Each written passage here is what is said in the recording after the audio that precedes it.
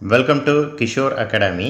இன்றைக்கி இந்த வீடியோவில் 6th ஸ்டாண்டர்ட் மேக்ஸ் டேர்ம் 1ல் இருக்கக்கூடிய இம்பார்ட்டன்ட் கொஸ்டின்ஸ் என்ன அப்படிங்கிறத பார்க்க போகிறோம். இந்த வீடியோவில் எக்ஸசைஸ் 5.1ல் சம் 2 என்னவோ அதை நம்ம என்ன செய்ய போகிறோம் பார்க்க போகிறோம். Okay, Viji throw a die 30 times and noted down the result each time as follows. Prepare a table on the number shown using tally marks. So டைனா என்னது? இந்த லூடோவில் விளாடுவோம் இல்லையா, அதுக்கு பேர் தான் வந்து என்னது டை. அந்த டையில் மொத்தம் 6 ஃபேஸஸ் இருக்கும், உங்களுக்கு நல்லாவே தெரியும். 1 2 3 4 5 6ன்னு 6 ஃபேஸஸ் இருக்கும். விஜி அப்படிங்கிறவங்க என்ன செய்கிறாங்க அப்படின்னா அதை ரோல் பண்ணுறாங்க. ஒரு ஃபஸ்ட் டைம் ரோல் பண்ணுறாங்க, 1 கிடைக்குது. அடுத்த தடவை ரோல் பண்ணுறாங்க, 4 கிடைக்குது. அடுத்த தடவை ரோல் பண்ணுறாங்க, 3 கிடைக்குது. இப்படி அவங்க என்ன செய்கிறாங்க அப்படின்னா 30 டைம்ஸ் ரோல் பண்ணியிருக்காங்க. இந்த 30 டைம்ஸும் என்னென்ன ரிசல்ட் அவங்களுக்கு கிடச்சிச்சு அப்படிங்கிறது தான் இங்கே இந்த சம்மில் என்ன செஞ்சுருக்கிறாங்க, கொடுத்துருக்குறாங்க. இப்போ இதுக்கு நமக்கு வந்து என்ன ப்ரிப்பேர் பண்ண சொல்லியிருக்காங்கன்னா ஒரு டேபிள் ப்ரிப்பேர் சொல்லியிருக்காங்க வித் டேலி மார்க்ஸ். ஸோ அது ஃபர்ஸ்ட்டு அது எப்படி சொல்யூஷன் எப்படி ப்ரிப்பேர் பண்ணணும், எப்படி சொல்யூஷன் பண்ணணும் பாருங்கள்.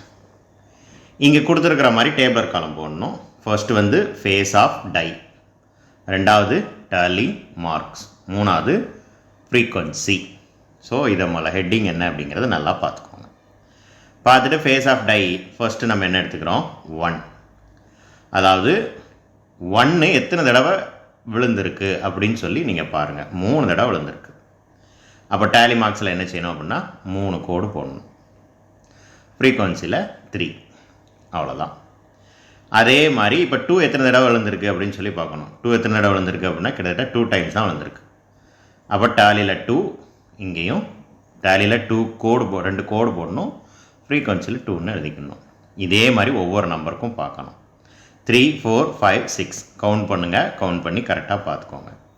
இதில் இந்த 4th one face of tie 4 இருக்கு இல்லையா, இது எத்தனை தடவை கிடச்சிருக்குன்னா 6 தடவை கிடச்சிருக்கு.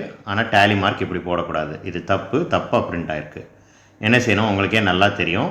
4 கோடு போடணும், 5வது கோடு இப்படி தான் போடணும், அதுக்கப்புறம் ஒரு 6வது கோடு. இவங்க எல்லாத்தையும் போட்டு என்ன செஞ்சுருக்கிறாங்க, அதை வெட்டியிருக்கிறாங்க. அல்லது 1 வந்து முன்னாடி போட்டிருக்கிறாங்க. ஸோ முன்னாடி போடுறத விட எல்லாருமே ஜென்ரலாக இப்படி தான் ஃபாலோ பண்ணுறாங்க. 1 வந்து கடைசியாக உள்ள ஒரு கோடு வந்து கடைசியாக தான் போடணும், இப்படி தான் போடணும். மற்ற எல்லாமே கரெக்டு தான். இப்போ 5 வந்து 9 டைம்ஸ் வந்திருக்கு. 1 2 3 4 போட்டு அதுக்கப்புறம் அதை வெட்டியிருப்பாங்க. 5 6 7 8 9, அதுக்கப்புறம் ஒரு 4 கோடு போட்டிருப்பாங்க.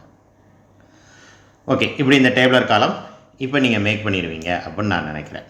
அதுக்கப்புறம் இந்த வேல்யூவெல்லாம் ஆட் பண்ணால் எவ்வளோ கிடைக்கணும் அப்படின்னா 30 கிடைக்கணும். ஸோ அங்கே சம்பளம் கொடுத்துருக்காங்க 30 டைம்ஸ் ரோல் பண்ணியிருக்காங்க அப்படின்னு. அப்போ இதெல்லாம் ஆட் பண்ணால் இங்கே கண்டிப்பாக என்ன கிடைக்கணும், 30 கிடைக்கணும். ஒரு வேளை 30 கிடைக்கலன்னா நீங்கள் எங்கேயோ கேர்லெஸ் மிஸ்டேக் மேக் பண்ணியிருக்கீங்க. ஸோ சம்மை மறுபடியும் ஒரு தடவை செக் பண்ணி பார்க்கணும் அல்லது செய்யணும். தேங்க்யூ.